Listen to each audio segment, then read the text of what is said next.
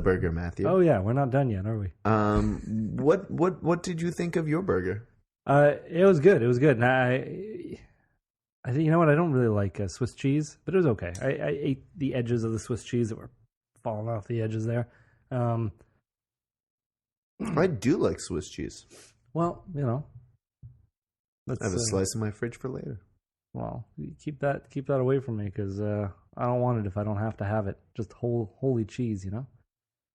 Yeah, you seem to have a problem with the holes in the cheese. Yeah, because as if they're taking something away from you. They're taking all the holes out, and they're probably making someone else's Swiss cheese with it. And it's like, you understand the holes are bubbles. They're air bubbles. Holes are not bubbles because bubbles are a thing, and holes are the absence of a thing. Well, I mean, they're the evidence of a bubble. It's just hearsay. Someone's telling me that they're bubbles, but they're just holes. What am I to think here? Well, if you ever see a block of Swiss cheese, yeah, you kind of see that they were bubbles, and then they slice it, and so it's just holes. Well, you know what? I'm not paying for exploded bubbles in my cheese. Right, okay. So, anyway, so what'd you think of your burger? Yeah, it was good. It was good. Really, not much more to it than that. But sorry, I got a lot of hiccups. Oh boy, oh boy. All right, Matthew. My advice to you: hold your breath. Okay. Don't drink your water yet. Don't drink your water yet. Hold your breath. Pinch your nose. Okay. And hold it for as long as you can until you feel like you're turning purple or you're going to pass out. When it feels like you're close to passing out, that's when you're allowed breathing again. And then you drink some water. Okay, are you going to be able to talk for the however long I've pinched my... I don't expect you to be able to hold your breath for more than a minute. Okay, well, let's figure this out. Let's go. Give it a go. And 3, 2, and 1, go. So Matthew is holding his breath to cure some hiccups. You know what? These hiccups, though, I don't like hiccups, but they're not as bad as the sneezes I was having just before we started recording. I couldn't stop. Oh my god! Oh, that's disgusting, Matthew. What just happened? Oh. Now drink your water. That's disgusting. I can hold my breath for longer than that. It wasn't very long at all. Yeah, but when you're talking about something, it's not even 30 seconds. I'll have you know. In detention class. Detention class. It's not a class. It's like 13 years ago, you weren't able to hold your breath for like a minute? 2 minutes. 2 minutes? 2 minutes. Still have hiccups? No, I don't think so. All right. 2 minutes, and I remember holding my breath. Bullshit. 2 minutes? No, I'm serious. 2 minutes. And I did this while in detention. Everyone's very quiet and, doing their stuff. So I'm just like, well, I'm kind of bored. So I'm going to hold my breath. And I timed it out. So we have a complete just silence in the class until I just like all of a sudden just start slapping the table. And it's like, and my face is all red. And it's like, I did it. 2 minutes. But I could definitely do another 2 minutes. I gotta exercise my lungs a bit. That's right. You go stretch out those lungs first. Yeah. Similarly, I would sometimes challenge myself not to hold my breath, but to see how long I could walk outside with my eyes closed. That sounds dangerous. Oh, it is. It is. I don't think it's ever ended well for me. It usually ends with me like tripping and falling and opening my eyes as a car drives by, going like, "Oh, they must think I'm such a drunken mess that I tumbled." But I guess I'm enough of a drunken mess to think I'm going to walk around for a couple minutes with my eyes closed. Oh, you do this not while you have all your wits about you. No, usually usually I'm if I'm going to do that, I'm drunk because I guess I'm so bored walking around while drunk. I need a little extra excitement. And so I close my eyes. The excitement of having one less sense. That's right. So my senses are dulled, and now I will close my eyes to reduce my senses by one. And I will often still be like listening to music or something. So now I'm just down to touch, taste, and smell to guide myself around. Well, next time also hold your breath. 2 of those aren't very useful. No, hold your breath and put your hands in your pockets. No, that's going to end badly. You got to keep those hands out at least. Yeah. Well, if you want a little more excitement, I'm just saying. No hands. That's it. We're getting old. We need to live life with a little more excitement.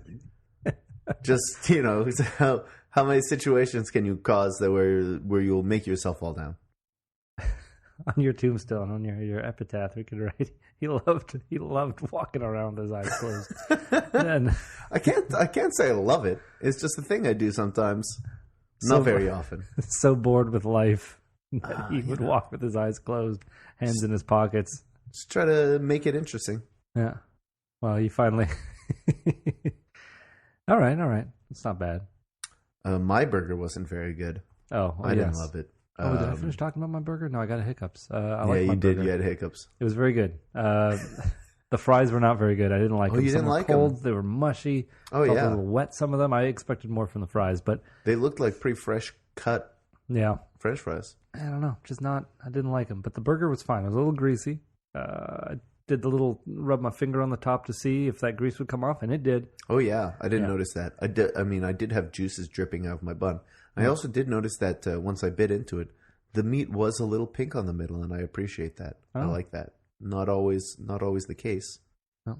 I don't know if that's how they do it. If it was a rush job, if they just have that good meat that they knew they could do it. I don't know. No. Who knows? But you're still alive and talking, so you're probably That's okay. true. We'll see if I make it to next episode of Cadeau and Janko. Wednesdays at lunch. Burger edition. I probably will. Likely. Yeah. And next week is a big week. It's another burger chain, major burger chain that we'll be visiting next week. Yeah. Which one? You don't know yet. You just got to stay tuned. Listen in next week. Do it. So We're not Matthew, done this episode yet. You gotta rate right. our burgers. You can finish talking about it. Do it. So yeah, it wasn't a great burger. Should I rate it right now? I feel like Oh, don't rate it yet, I guess. But you gotta. I just thought we were about to end the show, and it felt a little too. So it had pickles. I think I mentioned this. Had pickles, mustard, onions, mushrooms, on a bun, cheddar cheese. It was a little drippy. It was a little disappointing, honestly. Huh? I mean, I took a couple bites out of it before I really made a decision. I was very disappointed. And I think in part I was very disappointed because I thought I was ordering a burger with smoked meat on it. And then when I got it, I double-checked the menu, realized I hadn't paid enough attention. You were ready to flag down the waiter and... Yeah, say, well, where's the main ingredient here? Yeah. Oh, it's not in this burger. Got it, thanks. But I just went ahead and ate it, thinking, well, it still is the St. Henry burger. This is like, the local favorite. Let's give it a go. I like all the elements that we had in there. But together, it was a little disappointing. I don't know what to make of it. Well, I think if not for that poutine, you would have had a very lousy time. I would have had another burger if I didn't have that big poutine. And that poutine was the small poutine. But when it arrived, I was like, this is the small? This is crazy. It's not a big bowl that they put it in, but it's a mound on top of that bowl. Yeah. Someone else ordered a poutine I saw later, and they looked like the appropriate amount of food to be in that bowl. Mine looked like an inappropriate amount. It was just piled on, falling out of the bowl. Yeah. Couldn't handle it. Well, we figured it was a comparison of how much could be in a bowl versus how much should be in a bowl. That's right. So they tested the limits of how much they could put into that bowl. Exactly. They maxed it out. I mean, they put a plate underneath it because they knew. Because they know some's going to fall out. Yeah. Matthew, back in high school, we made an agreement and a television show pitch in one. Oh, okay. You'll have to jog my memory. Yeah. So back in high school, at some point, we both agreed that we liked the name Gus. And that we would each name our children Gus, and that this would be turned into a show called Meet My Gus. Oh, yes. Would we... No, this is coming back to me now. Would we lose contact with each other for a certain amount of years, and then when we... Oh, yes. I think we'd lose contact with each other for a certain amount of years, and then our two children... both Gus's would go to the same school, become friends with each other because they were both named Gus, and then they'd maybe go and have a play date, and we'd, being the fathers, go and and meet each other and be like, oh, Sebastien? And See, but I feel like that's opposite of the name, Meet My Gus, because our Gus's have met each other. Yeah. And now they're like, Gus dads meet each other, but we already know each other. None of this is us meeting each other's Gus. Of course it is. We need to meet up again and go, oh, I'd like you to meet my Gus. Oh, yeah. And then maybe they go to school together and become friends. Well, I think both ways they would be meeting the other one's Gus, because you go and do a play date and be like, oh, Sebastien, the Gus's meet my Gus. are meeting. It's not Gus's meet. It's me or you introducing the other to your Gus.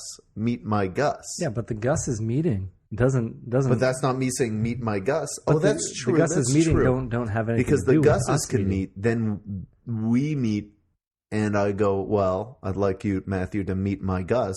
It still works. Yeah, and it's like, meet my Gus. But and then we're kind of blown away by that. But there is the other option where the kids don't know each other yet, and then we kind of force them to be friends. It was like, you have to be friends. Oh, I like that one better. Yeah. Because it's weirder. Where it's like, oh, but I don't want to be friends with him. He's also got my name. And then you're like, no, you will meet his Gus. Yeah. There has to be a certain amount of estrangivity. Is that a word? Strangivity? Estrangivity? What? It's got to be kind of strange. No. I'm misusing. Strangeness? I'm misusing letters to form words that don't You exist. sure are. We have to be estranged. Oh, okay. For a certain amount of time. We have to lose contact with each other. Otherwise, we'll know, because we're meeting every week as it is. I think That's you'll know right. if I have a child named Gus. Yeah. We have to not know each other for at least 10 years.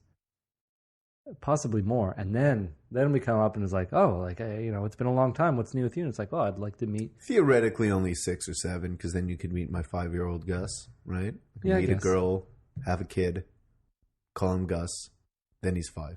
I feel like one of the bigger issues is finding a female counterpart to have a child named Gus. Willing to name it Gus. Just for the sake of, I have a friend who is also going to name his child Gus. Well, no, that's not part of it. That's not part of it. We can't let our spouses or what have you know. I'm hazy on the whole premise and the whole the whole way we're going to do this.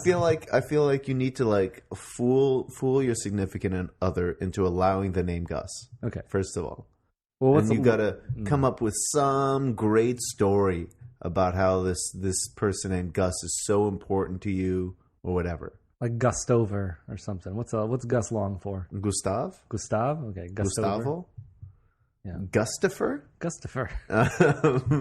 And come up with some long explanation on why Gus needs to be the name of your child. And I do the same thing. And then we make our Gus's meet.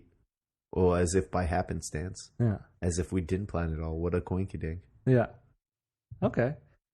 Now, this is pretty good. I want to think of, there'd be a good theme song for this, but I obviously can't think of one on the spot. Meet my Gus, meet my Gus. He has a Gus, he has one too. They're gonna meet each other too. Meet my Gus, meet my Gus. I want it to be a Miller Boyette production. A what? Miller Boyette? Or I don't Miller know what Boyette? this is. Like the people who make Family Matters and okay and stuff, where we'd announce it at the end. We'd announce at the end. It was like, Meet My Gus was filmed in front of a live studio audience. Yeah. This has been a Miller Boyette production. Okay. Something like that. But it would have to have the same kind of like saxophone intro. Swinging doors to the kitchen. Swinging doors, the font in yellow announcing to people someone catching a basketball. Smiling at the camera. And introducing Gus and Gus. Yeah. Oh, they'd be twins, wouldn't they? No, they're unrelated. I wish they could be twins. Maybe not identical unless we twins. both adopt Gus's who are that's twins. Better. Who's the terrible parent who has twins and names them both Gus? Well, no. See, couldn't we just rename the kid if we're adopting a kid? And we'd be like, well, I'll adopt you, but I'm changing your name. I think that depends on how young they are.